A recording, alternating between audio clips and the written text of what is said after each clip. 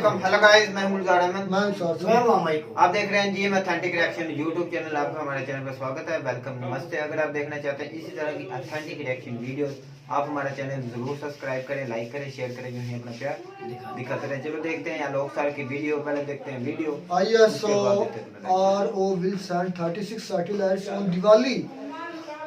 ये एक गिफ्ट है इंडिया के लोगों के लिए। देखते हैं क्या वीडियो में। नमस्कार दोस्तों, डीडी रेड के एक और रिएक्शन वीडियो में आप सभी का स्वागत है। मैं हूं आलोक। वीडियो शुरू करूं उससे पहले आपको बता दूं कि अगर आप इस वीडियो को आखिर तक देखेंगे तो आपको दिवाली के मौके पर 10 लाख रुपए तक के गिफ्ट जीतने का मौका मिल सकता है। तो आज जो वीडियो मैं आप लोगों के साथ देखने वाला हूं और जिस वीडियो पर रिएक्शन देने जा रहा हूं वो वीडियो है अनम शेख का, और इसका टाइटल है India will explode on Diwali, rocket will fly into space with 36 satellites. तो जैसा कि आप सबको पता है कि वन वेब के 36 सैटेलाइट्स को लॉन्च करने वाला है हमारा इसरो। बहुत बड़ी बात है ये, क्योंकि इसकी टक्कर सीधे होनी है एलन मस्क के स्टारलिंक प्रोजेक्ट से। तो भाई देखते हैं कि पाकिस्तान के लोग इस पर क्या करें। आइए देखते हैं। सर, आज का बेसिकली मेरा सवाल आपसे ये है, अगर हम इसरो स्पार्को की बात करें, हम अपने इवेंट्स में कौन सा बड़ा इनिशिएटिव मुल्क के लिए करते हैं, और अगर हम इंडिया की बात करें तो इंडिया ने एक और बड़ा टारगेट अचीव किया है कि उन्होंने ये बात कही है कि हम दिवाली के मौका पर एक ऐसा रॉकेट लॉन्च करेंगे जिसे दुनिया देखेगी। उस रॉकेट के अंदर 36 सैटेलाइट होंगे। स्पेक्ट्रम के बाद अगर हम देखें तो उनके लिए एक बड़ा एक बहुत बड़ी अचीवमेंट है कि उन्होंने ये चीज़ को क्लेम किया। उसके बाद आज एक टेस्ट था उनका जो कि सक्सेसफुल हुआ। आप क्या समझते हैं कि हमारे और उनमें क्या वजह है जो कि वो डेवलपमेंट कर रहे हैं और हम सिर्फ क्राइसिस में मौजूद हैं? सबसे बड़ी मेन रीज़न तो ये है कि फंड्स, और उसके बाद हमारे पास R&D यानी रिसर्च एंड डेवलपमेंट की कमी है। हम लोग R&D पे बिल्कुल भी एक्सपेंस नहीं करते, और उसकी वजह यही है कि इकॉनमी कुछ इस तरह की है, जो इंडस्ट्री इस वक्त चल रही है तो वो भी सर्वाइवल में है। तो इस वजह से हम लोग इस तरह के जो इनिशिएटिव है वो नहीं ले रहे, और अपना जो करंट इस वक्त जो बिज़नेस है उसी को बचाने की कोशिश कर रहे हैं कि किसी तरीके से वो ही सेव हो जाए। तो इट्स नफ। सही। अगर हम देखें IMF की अगर हम बात करें सर, तो 30 सालों में 13 मरतबा कर्जे लिए। अब हमें IMF भी कर्जा देने पर आवादार नहीं था। अगर हम अपने टाइम पीरियड की बात करें तो 75 टाइम पीरियड हमने गुजार दिया है। 75 ईयर्स में हम लोगों ने क्या अचीव किया है, हमें क्या नज़र आ रहा है? हमारे पाकिस्तान में अगर हम देखें तो क्राइसिस ज़्यादा है, डेवलपमेंट कम है। अनडेवलप्ड कंट्रीज़ में हम शामिल हो रहे हैं। क्या बड़ी वजह है जो कि पाकिस्तान 75 ईयर्स में किसी मुल्क को कम्पीट नहीं कर पाया? सबसे पहली वजह तो ये है कि पाकिस्तान में ऑलरेडी रिसोर्सेज बहुत ज़्यादा हैं और हमने इन्हें मैक्सिमम यूटिलाइज़ नहीं किया विद ऑनेस्टी। उसके बाद हमें अगर IMF के पास जाना भी पड़ता है, हम चले जाते हैं, तो IMF का इसमें कोई फॉल्ट नहीं। वो लोग कुछ टर्म्स एंड कंडीशन पे हमें लोन देते हैं, लेकिन हम अनफॉर्चुनेटली उस लोन को सही पर्पज़ के लिए इस्तेमाल नहीं करते।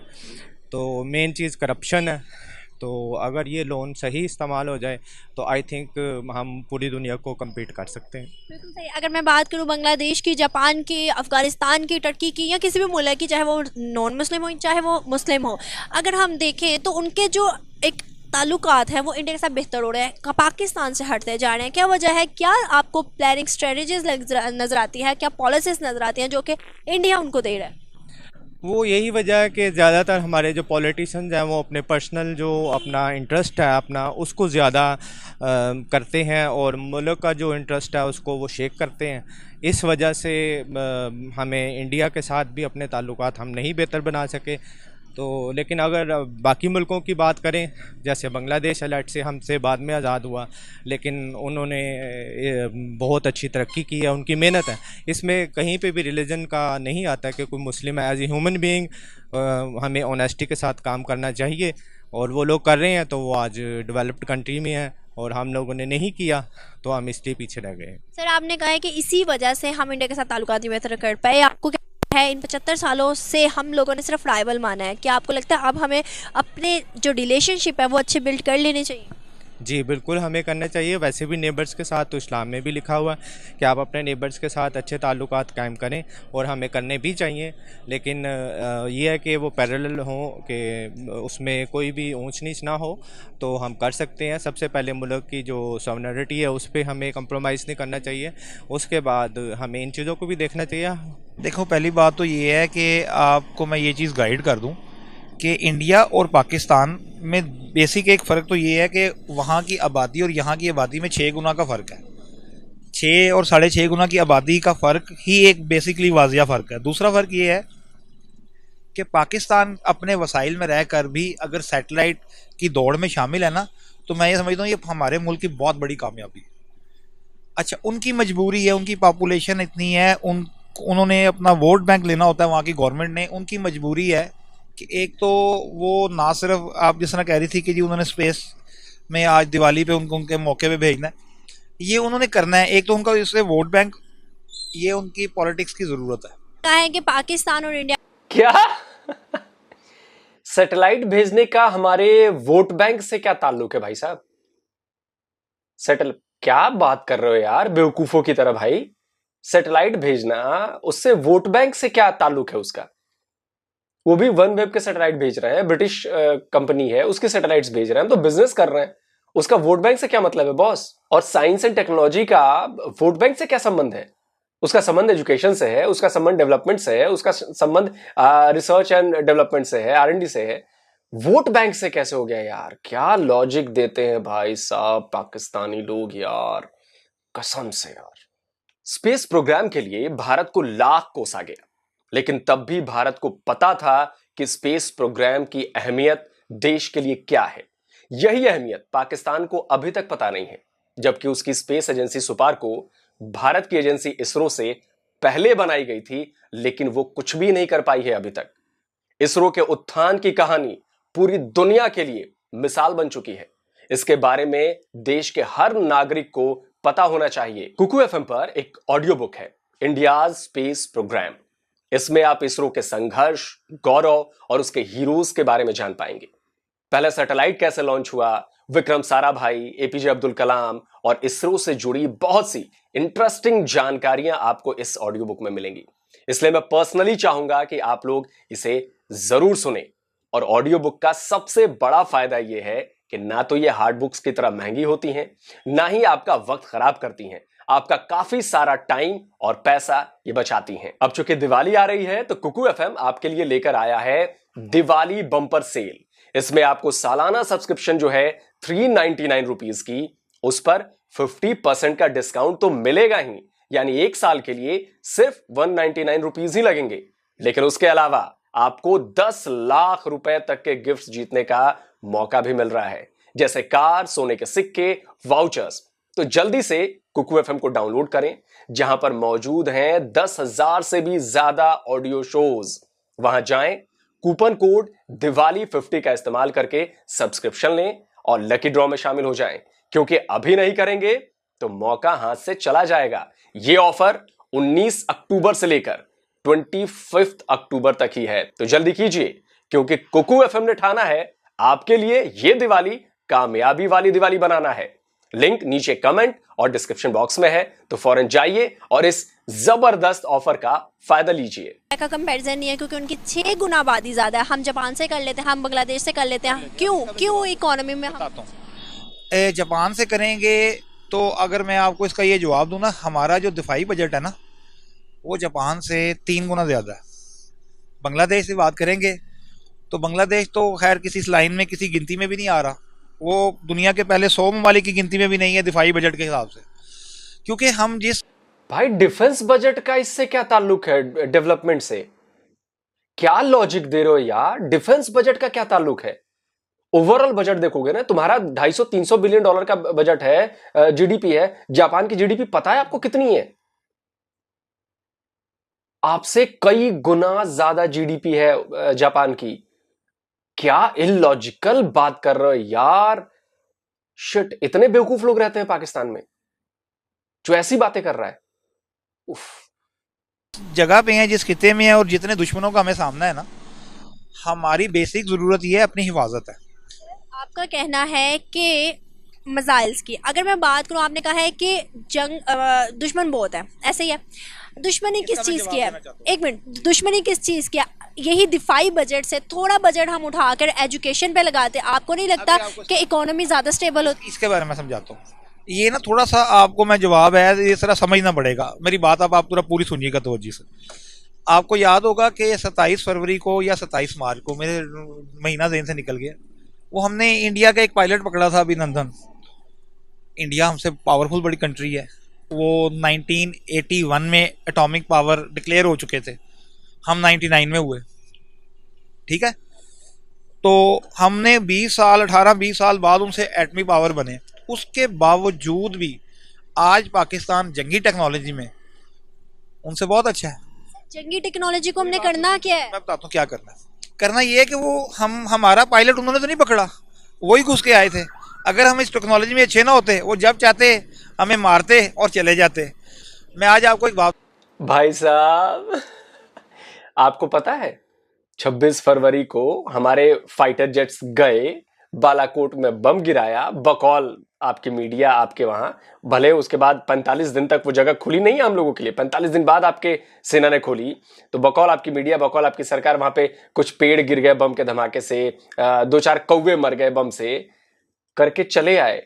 तब कहां थी आपकी टेक्नोलॉजी भाई साहब, तब क्या थी? और इस बारे में जब आपके खटक साहब डिफेंस मिनिस्टर थे, उनसे सवाल पूछा गया था तो लगे दाएं बाएं झांकने, बता ही नहीं पाए। पाकिस्तानी हदूद में वो आए, और अगर आए तो ये पे लोड्स क्या हैं, ये खाली फ्यूल टैंक है या वेपन गिराएंगे, आप इसको हमला तस्वर करते हैं, इसकी सिर्फ वजाहत कर दीजिए, और अगर है तो हमारी पाकिस्तानी एयरफोर्स इसको स्ट्राइक डाउन क्यों नहीं कर सकती? ये जो अटैक हुआ है सुबह, ये तकरीबन 4-5 किलोमीटर अंदर आए और उन्होंने बॉम्ब फेंका है, और हमारी एयरफोर्स रेडी थी, क्योंकि रात का वक्त था, पता नहीं चला कि कितना नुकसान हुआ। सो दे वेटेड फॉर दैट, और अभी क्लियर डायरेक्शन मिल चुकी है कि इंशाल्लाह चल रहा कि आगे अगर कोई ऐसी हरकत होगी तो एक्शन लिया जाएगा। इसके बाद भी आप ये बात कहते हो। और रही बात पायलट पकड़ने की, तो मेरे भाई आपको याद होगा 1971 में, जाके सर्च कर लेना गूगल पर, परवेज मेहदी कुरैशी आपके बड़े जबरदस्त पायलट थे, जो बाद में आपके पाकिस्तानी एयरफोर्स के चीफ भी बने। आप समझिए, वो भी पकड़े गए थे इंडिया में, उनका प्लेन भी हमने गिराया था, उनको भी पकड़ा था, उनके साथ एक और थे, उनको भी पकड़ा था, 1.5 साल तक मेहमान बना के रखा, उनको भी चाय पिलाई, उनको भी खाना खिलाया, उसके बाद भेजा था। और यही परवेज मेहदी कुरैशी साहब 1999 में आपकी पाकिस्तानी एयरफोर्स के चीफ थे। और जब करगिल में इंडियन एयरफोर्स के लोग पायलट और जेट जाके बम बरसा रहे थे, तो आपकी एयरफोर्स छुपी हुई बैठी थी। कुरैशी साहब ने कहा कि मैं नहीं भेजूंगा अपनी एयरफोर्स, आप आर्मी ने किया है, आर्मी करे भैया, मैं नहीं भेज रहा। तो वहां पर बात पाकिस्तान की थी, लेकिन नहीं भेजा। तो ये बात भी तो आप बोलेंगे भाई साहब, ये कौन सी बड़ी बात हो गई कि पायलट पकड़ लिया? अरे पकड़े तो हमने आपके 93,000 भी थे भूल गए? 93,000 लेटे पड़े थे जो इंडियन आर्मी के सामने ईस्ट पाकिस्तान में। जनरल नियाजी, जिनका सरनेम आपके पूर्व पीएम इमरान खान का भी सरनेम, वो ये पता है कि नहीं आपको? इमरान खान नियाजी उनका पूरा नाम है। क्या लॉजिक दे रहा है यार। तो पाकिस्तान में बहुत करप्शन भी है, हम लोग बहुत फंसे हुए भी हैं, अवाम बहुत तकलीफ में भी है। उसके बावजूद कुछ ताकतें ऐसी हैं जिसकी वजह से हमारा मुल्क जो है ना वो सर्वाइव कर रहा है, और आगे आने वाले हालात में एक अच्छे तरीके से सर्वाइव कर जाएगा। आपने कहा है दुश्मन मुल्क है, अगर हम बात करें दुश्मन मुल्क की, तो आपके साथ जो अरब कंट्रीज हैं, बांग्लादेश है, अफगानिस्तान है, टर्की है, सऊदी अरेबिया, सब क्यों सपोर्ट करें इंडिया को, क्यों ट्रेड करें, क्यों अच्छे ताल्लुकात बिल्ड करें, क्यों दुबई में बंदर बन रहे हैं, क्यों सऊदी अरेबिया उनके तराने पड़ रहा है, ये सब चीज़ें क्यों की जा रही है, क्यों पाकिस्तान को की नहीं? अच्छा, वो इसलिए कर रहा है, अभी मैंने आपको बताया कि जब सऊदी अरब का कोई प्रोडक्ट पाकिस्तान में आएगी ना, वो आएगी 20-22 करोड़ आवाम के हिसाब से, लेकिन जब वो इंडिया के साथ कोई ट्रेड करेगा ना, तो वो 1 अरब 40 करोड़ आवाम के हिसाब से जाएगी। अब दुनिया में हर सौदागर चाहता है कि उसकी कोई भी प्रोडक्ट जो है ना वो ज़्यादा बिके, तो वो तो उधर ही बिकेगी ज़्यादा। अफगानिस्तान मुस्लिम कंट्री है, लेकिन अफगानिस्तान कभी भी पाकिस्तान की सपोर्ट में नहीं रहेगा। ये गैर इस्लामी ताकतें हैं जो कि पाकिस्तान की सालमियत की दुश्मन है। अल्लाह ताला इन पे हमें फतह दे। ये जो आप बात कर रही हो ना स्पेस की, स्पेस पाकिस्तान के लिए भी कोई इतना अहम है ही नहीं। स्पेस में जाके हमने क्या लड्डू बांट लेने हैं? क्यों अहम नहीं है? आईटी पे काम करना कोई अहम चीज़ नहीं है? बताता हूँ, स्पेस के लिए जो चीज़ आईटी की चीज़ें हमें रिक्वायरमेंट है वो हमें मिल रही हैं।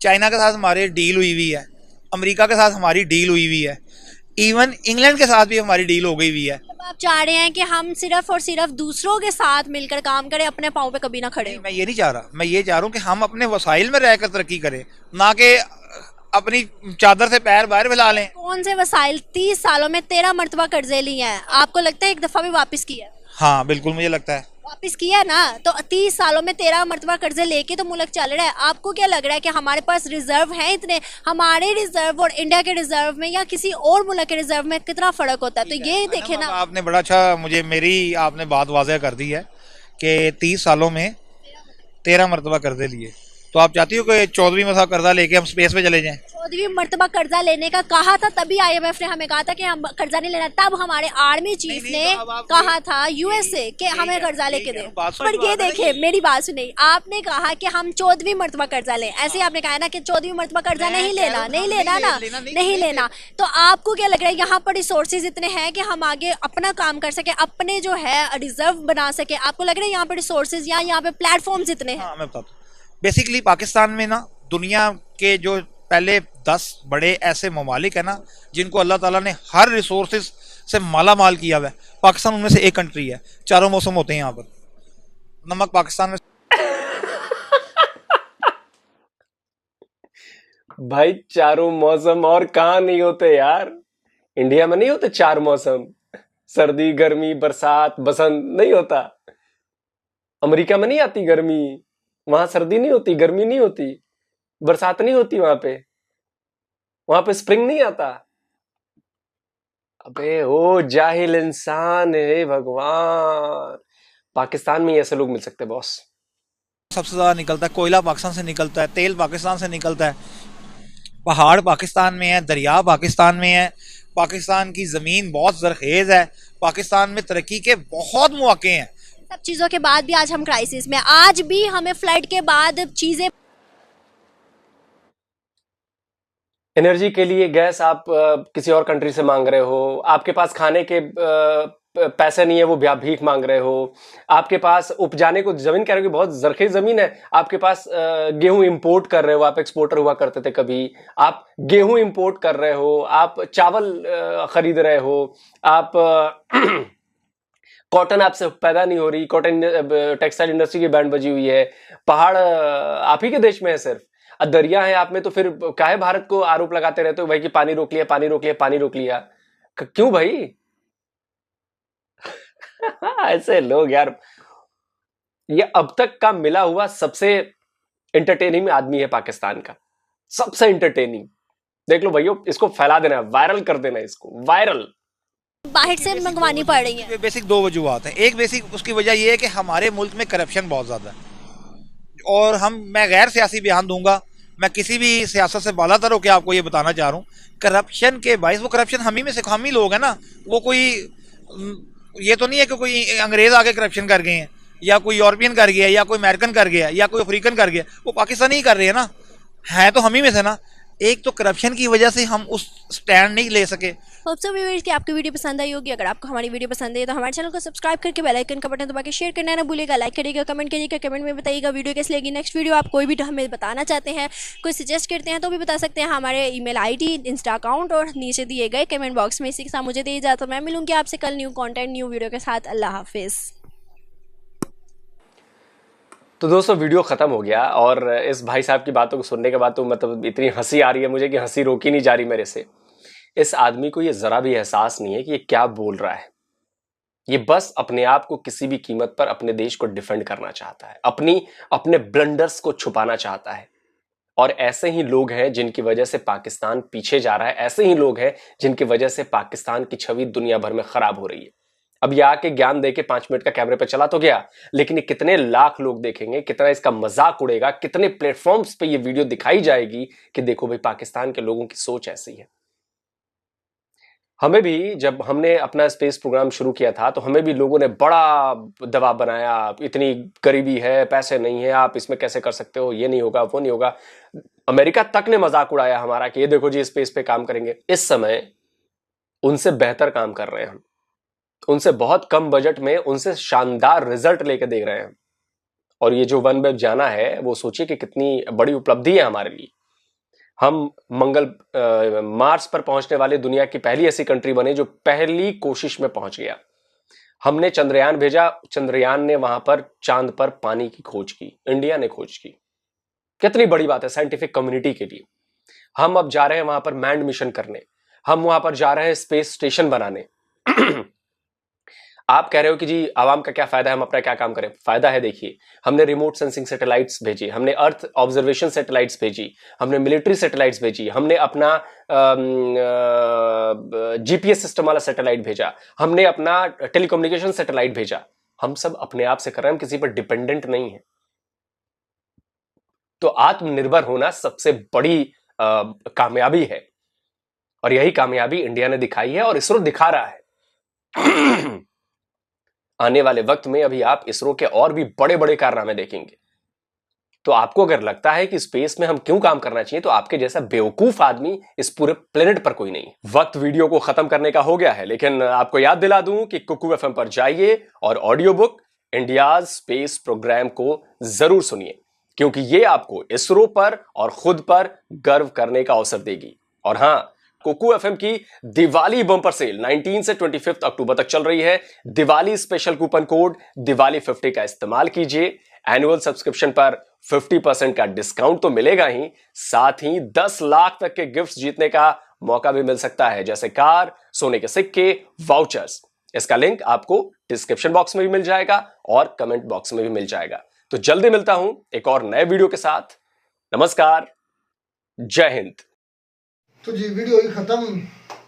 हमारे बड़े जो त्यौहार है जो हमारे मुसलमानों में ईदैन है, नमाज ईद फितर है, नमाज ईद अज़हा या हमारा कोई इंडिपेंडेंस डे है, और यकीन मानिए कभी भी इन बड़े त्योहारों पर हमें कोई बड़ी खुशखबरी नहीं मिलती, बल्कि हमारा सबसे जो मुकद्दस महीना समझ जाता है रमज़ान, उसमें हमें ये खुशखबरी मिलती है कि अगर कोई चीज़ 2 रुपए की है तो वो 10 रुपए की हो जाती है। तो लाइट भी नहीं होती। मैं बात को उस तरफ लेकर जा रहा हूँ कि ये देखें कि वो अपनी खुशी के त्यौहार पर हम क्या करते हैं, मैक्सिमम अपने आज़ादी के दिन एक गाना रिलीज़ कर देते हैं, यानी मिली नगमा रिलीज़ कर देते हैं, ये वतन हमारा है हम पासबान, बस एक जज्बात से खेलते हैं। और इस चीज़ों से अब निकलो और देखें वो अपने त्यौहार पर अपने आवाम को क्या गिफ्ट देने जा रहे हैं। इसरो अपने सैटेलाइट्स भेज रहा है स्पेस में, और ऐसा एक इंसान था वो पाकिस्तान का, वाकई में ये इस तरह का भी लोग हैं, लेकिन आस्ता आस्ता ठीक हो जाएंगे। जो पाकिस्तान का मजाक बनता है इससे थोड़ा सा गुरेज करें, और स्पेस में जाने के जीपीएस सिस्टम हो या कोई भी सिस्टम हो, उसकी स्पेस में ज़रूरत है। और इससे नई नई जो खोज होती है, इससे हम मुल्क को भी फ़ायदा होता है, और इससे आप साइंटिफिकली बहुत ज़्यादा आपकी एक कदर होती है कि लोग भी इस मुल्क के लोग मतलब पढ़े लिखे हैं, एजुकेटेड है। रुखसार भाई, मैं एक बात करना चाहता हूँ, जो हमारी लोकल अवाम है वो चाहे इंडिया जितना भी कारनामा अच्छा करे, तरक्की करे, हमारे ज़हन में यही भरा हुआ है कि इंडिया हमारा दुश्मन है, वो कोई तरक्की नहीं कर रहा। आंखें मीटी हुई बंद है, आगे बंद है, और बिना सोचे बिना देखे इंडिया की मुखालफत तो हमें दिमागों में भरी। यकीन करें ना, मैं अपनी अगर बात करूं, ये चैनल्स या इस मीडिया से अटैच होने से पहले मेरा भी माइंड सेट इसी की था, इस तरह का था भाई। हम तीनों बैठते ना, हमारा भी ये माइंड सेट था कि इंडिया ये फलां जब हम देखते हैं वीडियो में और सच्चाई देखते हैं, फिर हमारे भी माइंड। और मुझे इसलिए ये लगा कि मुझे भी अब 8-10 बंदों का डेली माइंड सेट थोड़ा सा ठीक करना पड़ेगा, और इसी वजह से ये कोशिश की जा रही है कि चले इन बातों से निकले कि इंडिया वो नहीं कर पा रहा, ये हो गया, वो बुक से मार रहा है, हम उनसे आगे। ये आपकी गलतफहमियाँ, ये खुशफहमियाँ, ये होती है खुशफहमियाँ। खुशी में रहते हो, फहमी में रहते हैं कि ये खुशफहमियाँ में भाई हम तो बड़े अच्छे चल रहे हैं ये अब। लेकिन साथ साथ एक चीज़ बहुत अच्छी ये भी मैं देख रहा हूँ, चले 100 में से 15% या 20% लोग अब ना जो न्यू जनरेशन है वो आ रही है, मैं देख रहा हूँ, काफी आ रही है। हमारे जो शहर के लोग हैं या हमारे देहातों के लोग हैं, पहले निस्बत बेहतर हो रहे हैं, अभी अटैच हो रहे हैं, उनका अटैचमेंट हो रही है आईटी के साथ, उनकी अटैचमेंट हो रही है सोशल मीडिया के साथ। वो सच को सच आप मानना शुरू करें। मैं जब इंटरव्यू करता हूँ तो मेरे जो नौजवान तबका होता है वो मानता है कुछ चीज़ें, लेकिन जो बुजुर्ग अभी भी बुजुर्ग में से कम 80% अभी भी 90% वही माइंड सेट है, वो दुश्मन है, वो हमसे पीछे है, वो भूख से मर रहे केवल के हैं। दुनिया जान रही भाई, अब इंडिया ने तरक्की की, सारी दुनिया मान रही है। हमारे बूढ़ों से या कोई जो नहीं मानेगा उसके मानने से क्या होगा? क्या उसकी फर्क तरक्की पड़ेगा? कम हो जाएगी या उनका इमेज खराब हो जाएगा? कुछ नहीं होता, कुछ भी नहीं होगा, लेकिन वो एक दिमाग में बात बैठी हुई है और हकीकत को हकीकत समझ नहीं और रहे। ये हमारी तरक्की ना करने की वजह, बिल्कुल यही बात है रुखसार भाई कि हम अपनी जो नेगेटिव बात होती है छुपाने के लिए, उसको छुपा अपनी लेते नाकामी को हैं। छुपाने के तो दूसरे के ऊपर आरोप लगाते रहते इंडिया हैं। की जो भी पॉजिटिव बात है उसको हम कहते हैं कि भाई उसको नेगेटिव रोल में हमने दिखाना होता है अपनी आवाम को। हाँ, तो यही गलती है कि जो हमारे हुक्मरान है वो अपनी नेगेटिव छुपा कर और इंडिया की तरफ, इंडिया ने भाई यूरोप की जो पॉलिसियां हैं, चाइना की पॉलिसियां हैं, उन पर अमल किया है और अपने मुल्क को तरक्की की राह पर 5G इंडिया ने लॉन्च किया, ये भी अब सुन लो। मैं तो फिर पढ़ते रहता हूँ। 5G लॉन्च किया और उनके जो फाइनेंस मिनिस्टर है ना, उनका बयान आया था कि ये इंडियन मेड है और अगर किसी दुनिया में किसी को चाहिए ना 5G टेक्नोलॉजी तो हम फराहम करने के लिए तैयार हैं। लो कर लो बात। क्या बात। तो 5G के असरात देखना कि इंडिया अब कहाँ जाएगा। कर लो बात कि वो कह रहे हैं कि अगर दुनिया में किसी को चाहिए हो ना 5G टेक्नोलॉजी, इंडिया तैयार बैठा देने को, ले लें किसी ने लेनी है तो। ये हमारी मुहिम है।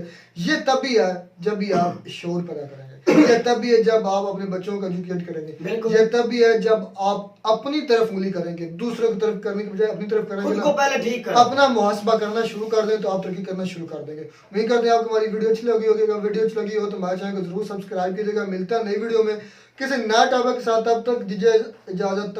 अल्लाह हाफिज।